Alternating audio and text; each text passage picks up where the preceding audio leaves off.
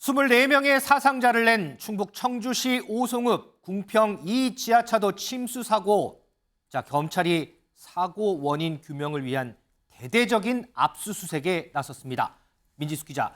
이제 수사가 본격적으로 시작이 되는 거죠? 네, 그렇습니다. 신고를 받고 출동을 하지 않았다, 엉뚱한 곳으로 갔다, 또 이 과정에서 허위 보고를 했다, 이런 여러 의혹이 나오고 있는데요. 네. 검찰 오늘 오전에 이런 내용들을 확인하기 위해서 대대적인 압수수색에 나섰습니다. 먼저 충북도청과 청주시청, 흥덕경찰서와 충북소방본부 등 관련 기관과 이번 참사의 원인으로 꼽힌 미호강 임시제방공사와 관련돼서 이 발주처인 행복청, 시공사 등 10여 곳을 압수수색했습니다.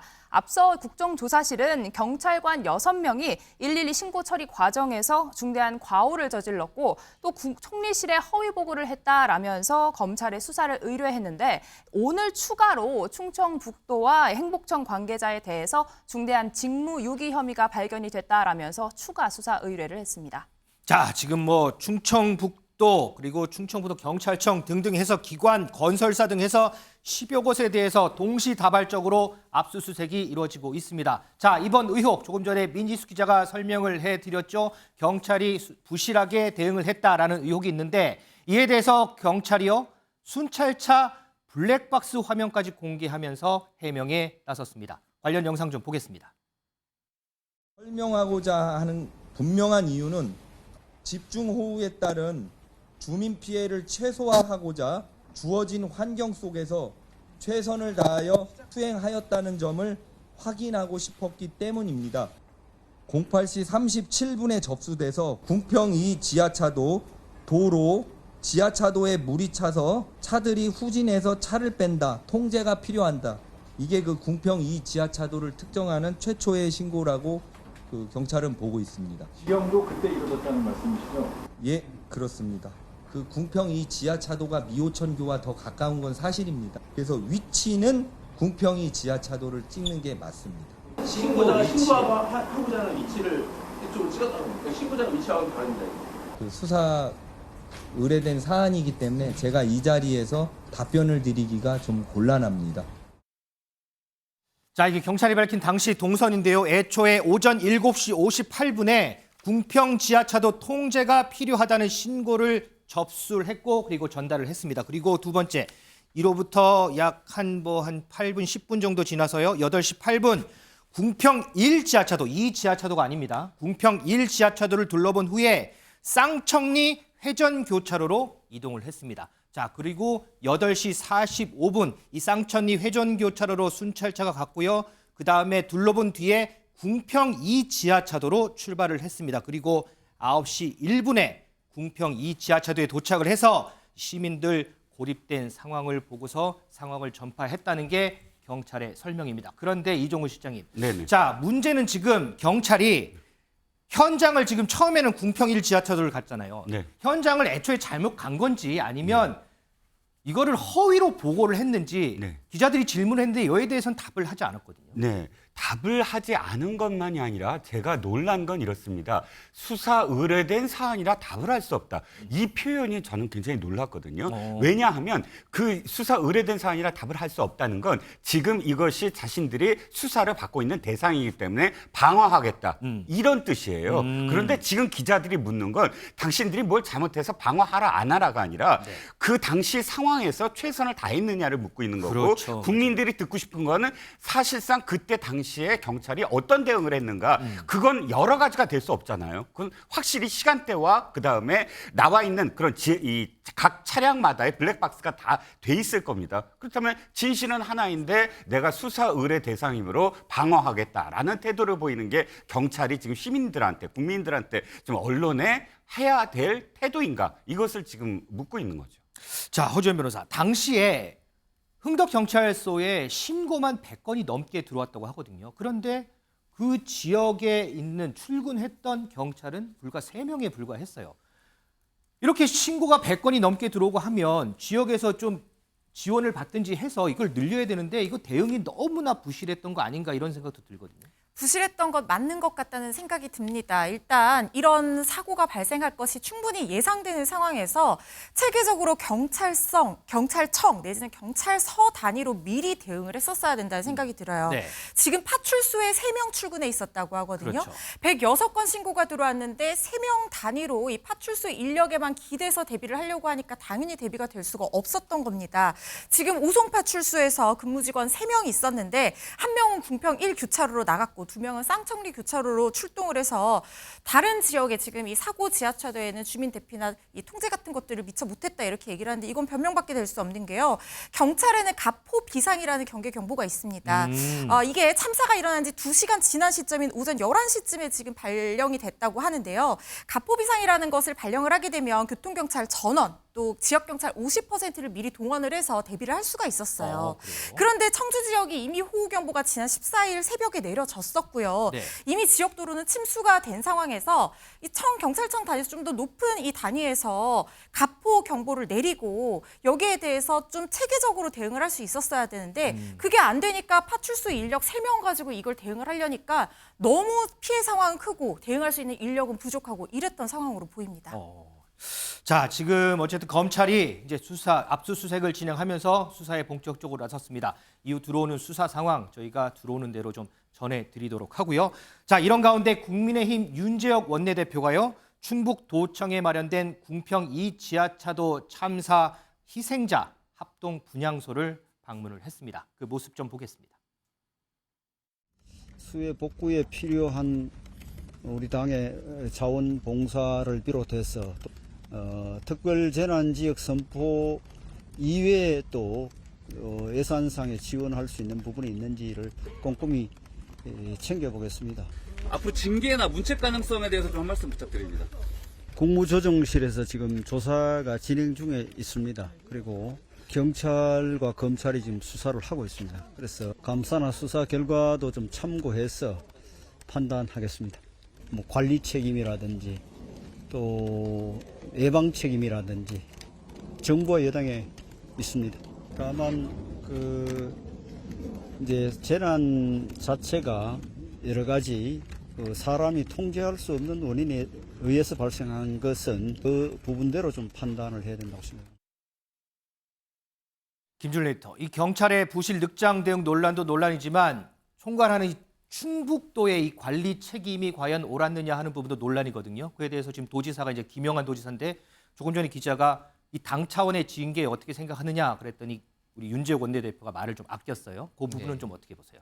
그러니까 행정적인 것에 대해서 당이 징계를 내리기에는 그건 행정부의 몫이지 이거는 이제 정치적인 책임을 지우는 거는 예를 들면은 말에 대한 실언에 대한 뭐 이런 것들을 이제 책임을 지울 수가 있는 거죠. 그러니까 정치적 책임도 예를 들면 행정을 잘못해서 하는 정무적인 책임이 있는 거고 말을 잘못해서 설화를 일으킨 것에 대해서 정치적 책임이 있는 건데 후자는 이제 당에서 이제 징계를 낼 수가 있는 것이고 전자는 이러면 대통령이라든지 아니면 본인이 스스로 이제 사과를 한다든지 여러 가지 이제 뭐 태도를 이제 보일 수가 있는 거겠죠. 그래서 지금 국민의힘에서는 어쨌든 이 말 설화가 그러니까 내가 갔었어도 뭐 상황이 변할 수 있는 게 아니었다. 한두 명밖에 죽지 않았다. 요 말에 대해서 지금 징계를 하는 게 적절한 것인가 좀 판단하는 것 같아요. 홍준표 시장하고는 조금 다르다라고 보는 것 같은데 어쨌든 저는 이 일련의 과정들을 보면서 이 앞에 경찰들 뭐 그 얘기도 나왔는데 위에서는 아무도 책임 안 지는구나 지금 이 생각이 강하게 듭니다. 예, 그러니까 지금 어쨌든 3명밖에 없었던 그 일선 경찰들은 가라고 하면은 죽어라 가가지고 이렇게 가서 확인하고 있는데 거기에 인력을 제대로 배치 안 한 것도 경찰의 책임이고 그리고 이런 판단을 해가지고 인력을 적절하게 분배하고 이런 거는 다 위에서 어쨌든 그게 지자체가 됐든 경찰의 윗선이 됐든 위에서 해야 되는 건데 그러니까 공무원들이 이러면 억울하다는 생각 안 들까요? 저는 그런 부분에 있어서는 어떤 식으로든지 좀 위에서부터 책임을 지는 모습이 지어야지 이 정부도 잘 되고 그 이후에도 좀 일벌백계 신상필벌 이런 원칙이 좀 서지 않을까 그렇게 생각을 합니다. 알겠습니다. 이종우 시장님, 조금 전에 우리가 이제 윤재욱 원내대표 화면 모습으로 봤는데 국민의힘이 일주일간 전당원 봉사활동 주간 이렇게 지정을 해서 수해 현장 가서 이제 봉사활동도 한다고 해요. 여기 더불어서 홍준표 대구시장이 오늘부터 또 봉사활동 한다고 하거든요. 뭐 경북 예천 간다고 하는데 저번에 이제 윤리위에서 진정성 있는 모습을 보이면 양정에 도움이 된다 이런 말 했잖아요. 네네. 이거 좀 의식했을까요? 물론 홍준표 대표는 보니까 윤리위 의식한 거 아니다 이렇게 얘기를 하긴 하더라고요. 네. 일단 홍준표 시장이 지금까지와는 좀 다른 모습입니다. 저는 홍준표 시장의 설화가 굉장히 많았다고 생각을 하는데 그러나 그때 즉시 사과를 하는 모습이 없었거든요. 네네. 근데 이번엔 사과도 했고요. 또 이렇게 직접 봉사활동도 나선다고 합니다. 하지만 그럼에도 불구하고 지금 국민들은 아직도 홍준표 시장에 대해서 다 마음을 열고 그 사과를 받아들일 준비는 되지 않은 것 같아요. 왜냐하면 그래요? 중간에 또 과하, 지욕 뭐 이런 사자성어를 또 집어넣거든요. 윤리위에서 이제 그 징계 절차를 개시한다고 하자 과지욕 즉 사타구니 밑을 건너는 치욕을 견딘다 뭐 이런 의미인데 그런 의미의 사자성어를 한다는 건 또 아직도 자존심이 허락하지 않는다는 뜻으로 받아들일 수도 있는 겁니다. 국민들이 바라는 건 뭐냐면 일관된 사과, 일관된 어떤 자세, 진정성 있는 자세 이런 것들을 사실 유권자나 국민들이 바라고 있으니까 홍준표 시장이 가서 복구 활동을 하더라도 그 다시 뭐 이렇게 어떤 그런 말을 붙이거나 SNS 활동을 잠깐 좀 끊으시고 진짜 일관성 있는 모습을 보일 때만이 아마 양형에 뭐 참작이 되지 않을까 싶습니다. 자, 그럼 이제 봉사활동 간 거니까 이 봉사활동에만 좀 집중을 했으면 좋겠다 이런 바람도 좀 들어 있으시군요. 민지숙 기자, 이런 가운데 민주당 일부 의원들의 해외 출장이 또 논란이 돼요. 맞습니다. 민주당 의원 4명이요. 어제 5박 6일 일정으로 라오스와 베트남을 찾았습니다. 그런데 수해 피해가 아직 크고 지난 주말에도 굉장히 많은 비가 예고되어 있었거든요. 그랬죠. 이런 상황에 출장을 가는 게 맞냐 민주당 내부에서도 지적이 나왔는데 2달 전부터 준비한 중요한 외교 일정이다. 취소하면 결례가 된다라는 이유로 강행을 했습니다. 하지만 여기에는 박정 환노위 위원장이 포함이 되어 있어서 논란이 됐는데요. 네. 이 환노위는 전국의 물 관리와 이 수해 지원 복구를 담당하는 주무부처죠. 이 환경부를 이 산하 기관으로 두고 있습니다. 맞아요. 소관 기관으로요. 이 정부가 수해 대응을 제대로 하고 있는지 관리 감독해야 될 담당자가 해외 출장으로 자리를 비우게 된 셈입니다. 자, 국민의힘 이에 대해서 비판하고 있는데요. 그 목소리 좀 듣겠습니다. 전국에 극한 호우가 쏟아지고 있고 수해로 인해 소중한 국민의 생명과 안전이 위협받고 있는 중차대한 시점에 단체로 베트남 출장을 떠난 민주당 의원들을 도대체 어찌 이해해야 합니까? 자연재해에 제대로 대처하지 못한다고 정부와 여당을 공격할 때는 언제고 거대 야당이 이런 무책임한 모습을 보이는 것은 결국 재난도 정쟁으로 이용하기만 하면 끝이라는 민주당의 저급한 수준을 보여주는데 또 다른 내로남불에 불과합니다.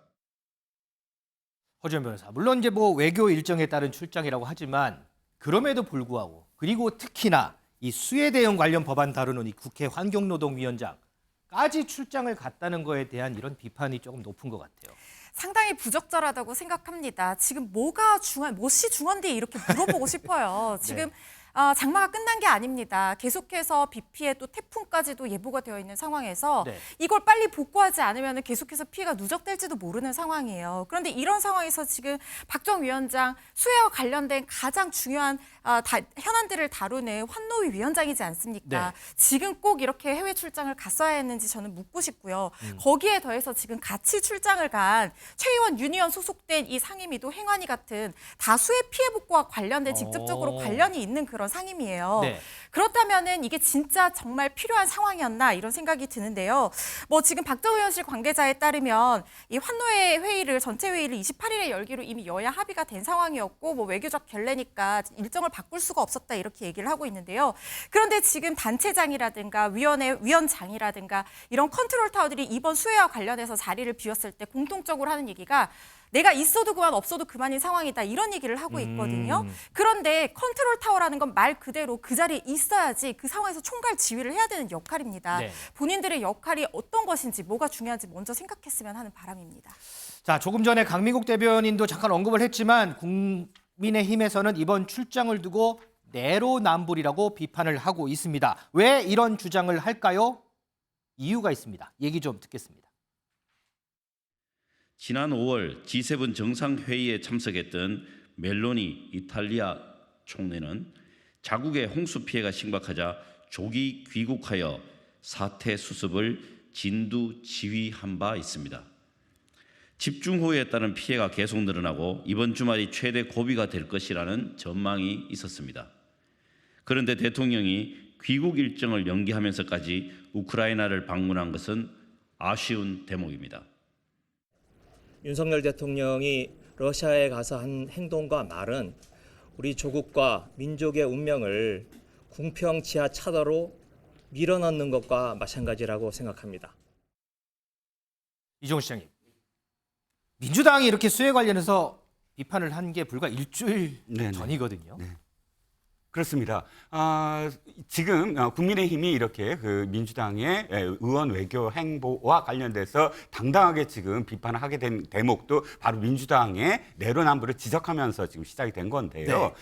조금 다른 점도 있죠. 민주당 의원들은 지금 조기 귀국 여론의 압박에 의해서 조기 귀국하기로 했습니다. 그런데 이미 떠나기 전부터 이미 문제가 있었거든요. 네. 떠나기 전부터 기사가 나왔고 그래서 이게 지금 가는 게 맞느냐 함에도 불구하고 출발을 했어요. 그래서 지금 이 사달이 난 건데 짧게 제가 한 말씀만 드리면 이건 진짜 부메랑이 됐다. 자기 발목을 자기가 잡았다는 거예요. 저는 의원 외교 할 수 있다고 봅니다. 네. 그리고 대통령도 긴급한 상황, 그 당시에 긴급정을 인정을 한다면 내치는 총리한테 맡길 수도 있다고 봐요. 그런데 지금 너무 정쟁에 휩싸이다 보니까 서로의 발목만 붙잡고 있는 그런 형국이 되고 있거든요. 차제 비난을 위한 비난은 좀 자제하자. 이제 예를 들자면 민주당도 이렇게까지는 할 수 있었다고 봐요. 왜냐하면 한노위원장은 자신의 한노위원장이기 때문에 남는다. 하지만 박병석 전 국회의장은 다른 나라의 국회의장을 만나야 되므로 한두 사람의 의원이 보좌를 해야 된다 해서 자신은 남고 이렇게 보냈다. 이렇게 이야기할 수 있는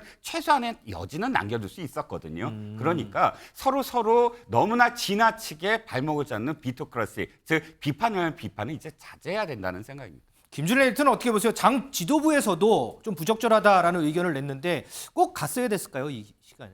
뭐 가고 안 가고는 정무적인 판단입니다. 저는 그거에 대해서는 뭐 여러 가지 이제 이견이 있을 수가 있다고 보는데 이거는 좀 뭐 얘기를 해야 될 것 같아요. 그러니까 저는 이 행정부하고 입법부하고 사법부가 삼권 분립이 돼 있고 각자의 역할이 있는 거잖아요. 네.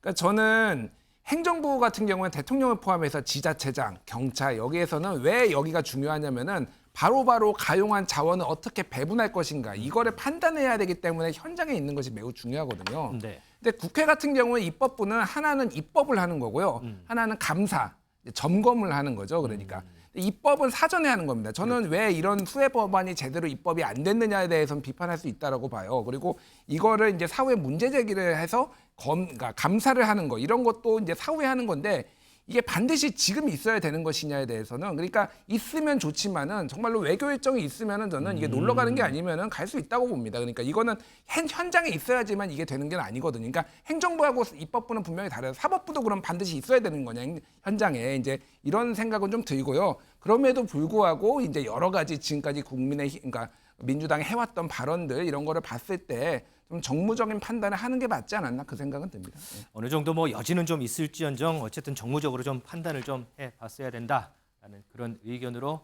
마무리하겠습니다.